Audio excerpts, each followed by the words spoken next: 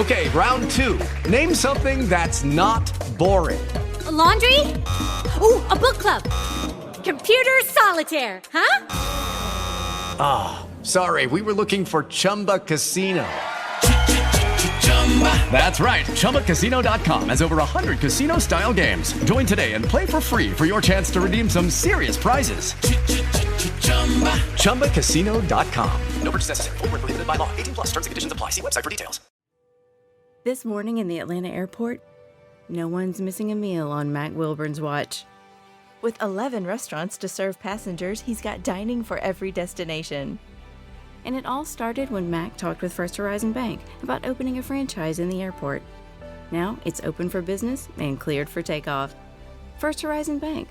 Let's find a way. Go to firsthorizon.com/Mac. First Horizon Bank, member FDIC. Welcome to Bad Ideas. It's like Shark Tank, but instead of ideas born from hard work and planning, it is likely a terrible idea. But occasionally, a good idea manages to sneak its way in, despite our best efforts. This is Bad Ideas. Hey, everybody, welcome to Bad Ideas with Chris and Eric, because basically everything that we have is a bad idea. It's pretty much always a bad idea. Even our really, really good ideas, kind of a bad idea. Yeah, they started from a bad idea, like stealing internet from your mom across the street and building a box on the side of her house. Right, which just turned into a bird's nest, and then people infested it. Like, it's a good idea on the surface, but the more you dig into it, it truly, truly is a bad idea. So this is a podcast where each of us are going to present an idea, and the other one is going to kind of poke holes in it. This is like the proving grounds of where we're really going to see if these ideas truly are as bad as we probably they actually should be. Really? Because I'm coming at this like this is me and you drinking at 2 a.m. and me trying to convince you that something's real before Google was a thing. And this is us thinking of an idea during a drunk phase, and then in the soberness of the morning, looking at it and going, oh, Jesus, we actually thought that was a good idea. So, and rereading the notes you wrote down that are like cliff notes. Yes. on a napkin of all things. On a napkin. Okay. So the show that's been produced on a napkin. Hey, that's another great old tagline for it. Okay, let's spin the wheel to see who goes first.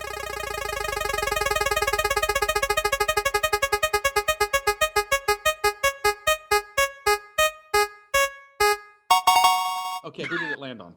Landed on $1. You win. All right. Landed on you. Okay. Here. All right. Are you ready for this? I am not. Okay. Not at all. Don't you hate it when it's time to put the kids to bed? Especially when they're younger and there's a certain bedtime that you're at least trying your best to be beholden to. And frankly, a battle at bedtime, I don't know about your household, but I think across the nation, it's really tough to get those kids off to bed. That was until the invention of the parental clock app. So everything nowadays is digital, and everything nowadays works on Wi-Fi or Bluetooth or whatever. I don't understand technology. That's for the nerds to figure out.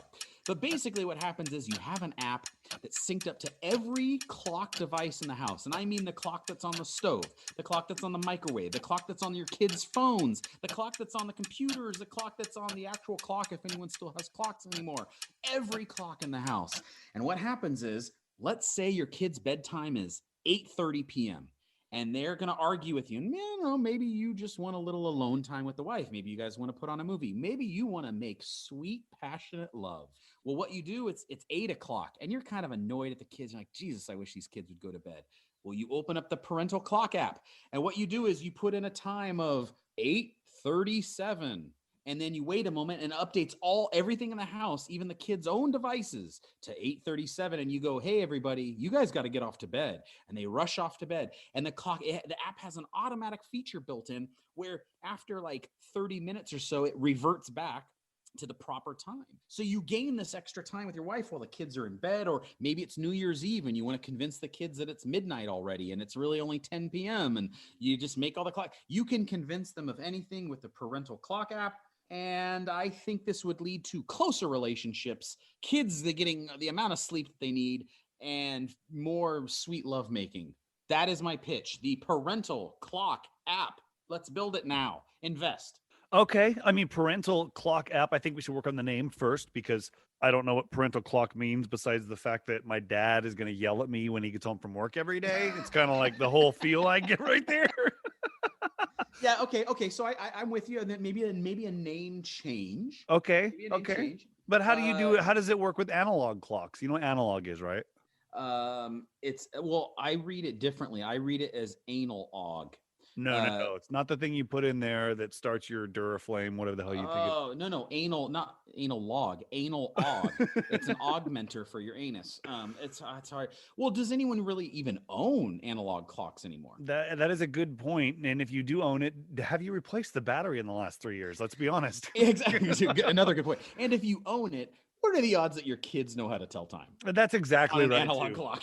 I barely remember how. So I agree with you. Maybe a more creative name than parental clock app. I was just trying to think of a name that would like get right to the point of what it is. Okay, so I have a question then for you. What about syncing to TVs and devices? Like, are they going to see all internet stamp times at that time because you know your kids are addicted to their phones or hand computers? Are they going to see different timestamps on the postings on their phone and computer? Ooh, well, in my idea, it would have changed the clock on their phones temporarily, but you're right. If they send out something and it says a certain time, I could also see how this could, I guess you're right, because this could be manipulated to if something is what if you have a by VPN? 8 p.m. Yeah. Oh, a VPN. Didn't even think about that. Okay, so then, but here's something that I did think that could work if we work out the bugs. Why just stop at time? Why don't we do days? Why don't we like, oh, it's Saturday. Let's pretend this is her birthday. We'll knock her out. She'll wake up. She'll, whoever, or however you want to manipulate your children's brain. Yeah. And then you're like, oh no, today's your birthday. No, it's not. Yes, it is. Where have you been? COVID, every day's the same, but no, today's your birthday. Yes, everybody celebrate. Woohoo! You know what? You're right, because now that you pointed that out, I could see some other flaws, because what if you got a girlfriend and you're waiting till she turns 18 so that everything you do is nice and legal, and you set the clock back like you just can't wait any longer, and she's 17 and 360 days, and you're like, no, it's your birthday, it's totally your birthday, and then it goes forward, and I could see some problems with that occurring. Yeah, but then what you do is you go and change everything. Even though you're 35, you make it look like you're 18 on that day. So all your timestamps are 18 that day, even though you're 30. I don't think that's going to work. You're right there too. Do you think at least that it will work? Will it work for the purposes that I specified though? It would work for purposes for children that are under 12. But if when you're under 12 and you want to start that movie with the wife and it's a little hard to stay up past like 10:30 or 11 because you're getting to be old farts like us, and maybe it's time to go to bed and you want to start that movie at 8:15, it would be nice. Or maybe she's like, I got to go to bed soon, but I want to make sweet, sweet, passionate love.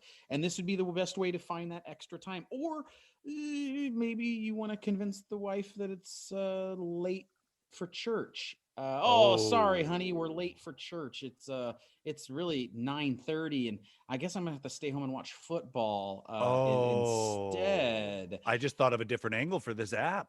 Okay. This is the app that we use for our wives or girlfriends, and we're like, yeah, no, we're supposed to be there at 6, and we see on our clock 5 o'clock, but they see like 5:50.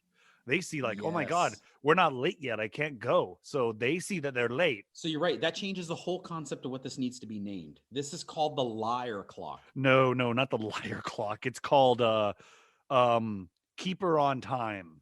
Ooh, yes. Keeper, Keeper, and then -HER. Yes. On time. There we go. You know those crazy ladies and their inability to tell time. All right, we worked it out. That's what we're going to do. Okay, so that was bad idea number 1. Now let's hear from the mind of Chris, which this could go in many different ways. From the mind of Chris, what is your bad idea? Okay, so it's hilarious that we're kind of in the same realm. Mine's a website and app also. Okay. But let me set it up. Okay. We know it's happening. So this is a website and an app where people can go on there and they get their DNA tested and they get it checked out. And then they see who they're connected to. And they're like, hey, that's my 3rd cousin. Hey, that's my 4th cousin. And you go on there and you see which relatives are around you. You see what they have. They share their DNA. You want to find out if they're susceptible to breast cancer. right? How about a group that your aunt's already accustomed to or are part of, that she goes and, I don't know, maybe she's a little active with, women over here, and maybe that's something that you can't talk about out loud. And you don't walk to a family reunion and be like, hey, I like threesomes. You don't do that. No, you don't, because it's uncomfortable. But if you found, maybe a friend on there, be like, oh, okay. But here's where it gets really good. All right. They can go on there. They can find out if they have any diseases or anything else. And it tells you like, okay, well, if you accidentally slept with your sister, you might have these, or you might get this disease, or your kid might be, retarded. I don't want to say that out too loud. Ancestry.com is what I'm talking about. Oh, you nailed the name, by the way. Ancestry.com. Yeah, you absolutely nailed the name. So Okay, here, I think you already got my seal of approval from the name right from the get-go. All right, here's the pros. It'll help you be safer about the situation. That's always good because we know it's happening. Safety is a good thing. And connects you with your second or third cousins you didn't even know you could sleep with because you didn't know they were cousins. Because we know it's happening. And it confirms if your first cousin's a risk, like you don't want a deformed baby, right? Yeah. And it also starts the conversation with your family. So if there's groups on there where, Auntie Helga likes to get a little freaky with a couple guys from down the street, you might want to join or just videotape it for her. You don't know until you sign up for Ancestry.com, the app where we know it's happening. Or another tagline would be Ancestry.com. Keeping it in the family since 2021. Keeping it in the family since when you started is what it should be. Yeah. Okay, here's some cons. Give me some cons. Some cons. Incest. I mean, come on, really? Like, it's incest. That's the biggest con. But if you get past that, which is why you signed up for this app, you could have a child with 3 boobs. Actually, that's not a con. That's a pro. Get cast in Total Recall. I mean, that's actually a pro. What? Okay, so then here are a couple cons: deformation, retardation. I don't have anything else that right. There you go, soup plantation. Because you'll eat there a lot, probably. Yeah, with your retarded cousin. Okay, with 3 arms. First of all, like I said, you nailed the name. The name is gold. It's solid gold. I think even the tagline's pretty good.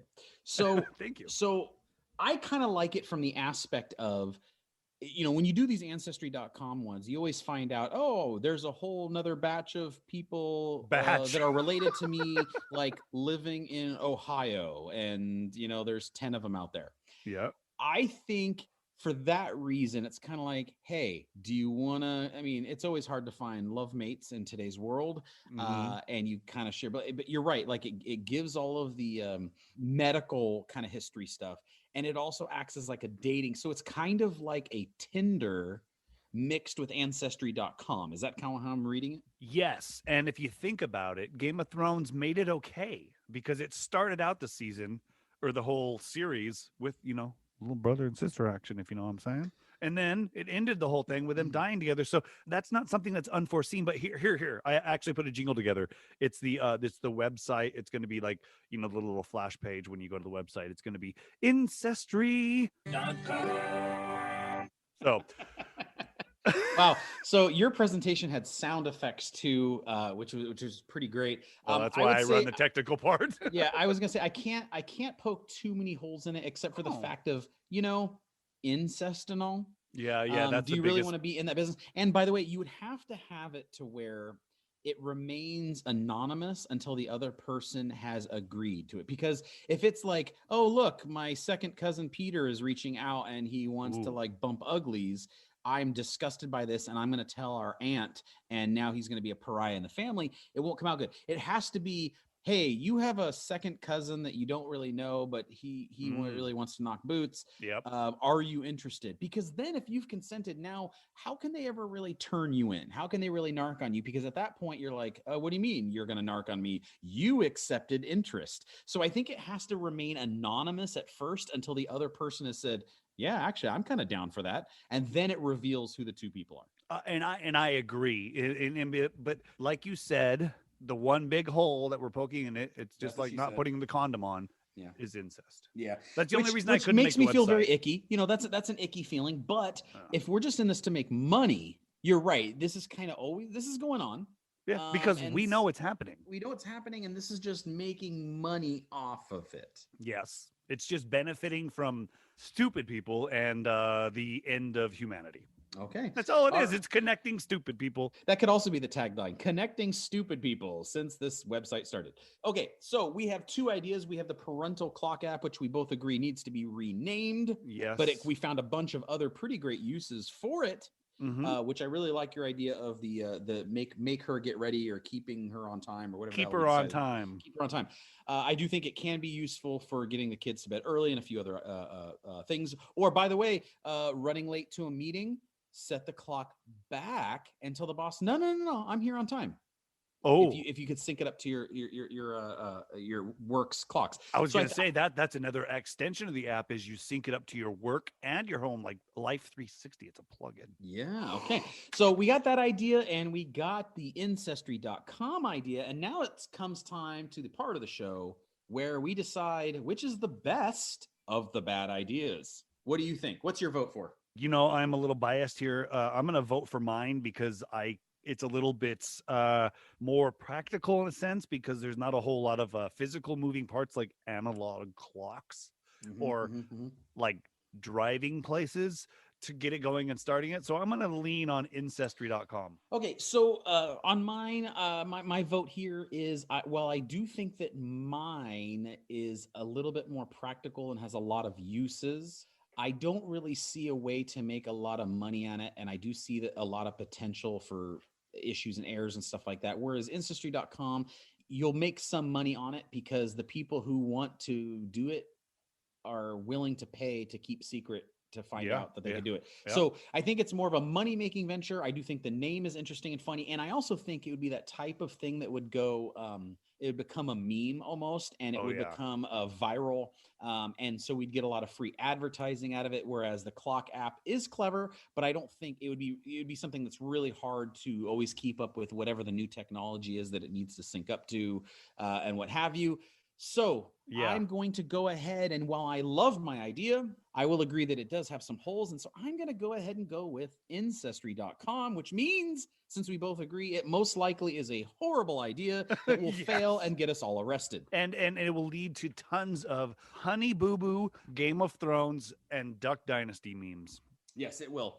It will. But listen, at the end of the day, our goal here is just to throw out the ideas and let other people follow through on them. And so listen, everybody, if you're going to go out there and you're going to invent a parental clock app or a keep her on time app, or you're going to invent Ancestry.com, all that we ask is please give this podcast a plug. Go to thisisfunner.com and give us a plug there. And then most of all, kick us down with, 5% of the business each for we're the idea men. We just come up with the stuff. We'll let you execute it. Yeah, you execute it. We'll take some profit. If you're in debt, we don't want 5% of your debt. Yes, we definitely don't want that. That's make sure that is in the small print. Because that would make it like 105% of debt for me. It will.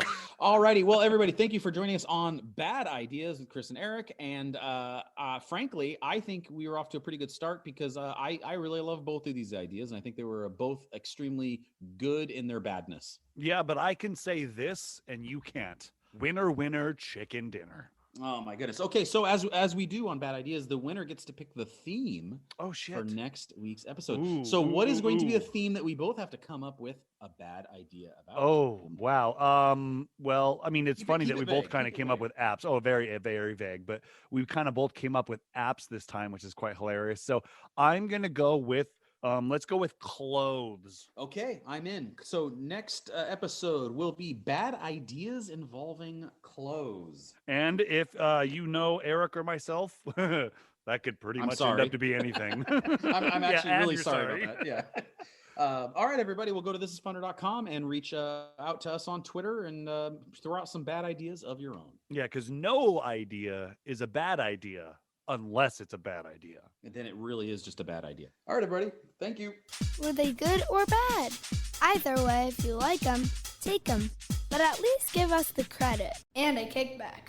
Thanks for listening to Bad Ideas. Don't forget to subscribe, rate, and review the show. And please tell a friend about it. Okay, round 2. Name something that's not boring. A laundry? Ooh, a book club. Computer solitaire, huh? Ah, sorry, we were looking for Chumba Casino. That's right. ChumbaCasino.com has over 100 casino-style games. Join today and play for free for your chance to redeem some serious prizes. ChumbaCasino.com. No purchase necessary. Void where prohibited by law. 18+ terms and conditions apply. See website for details.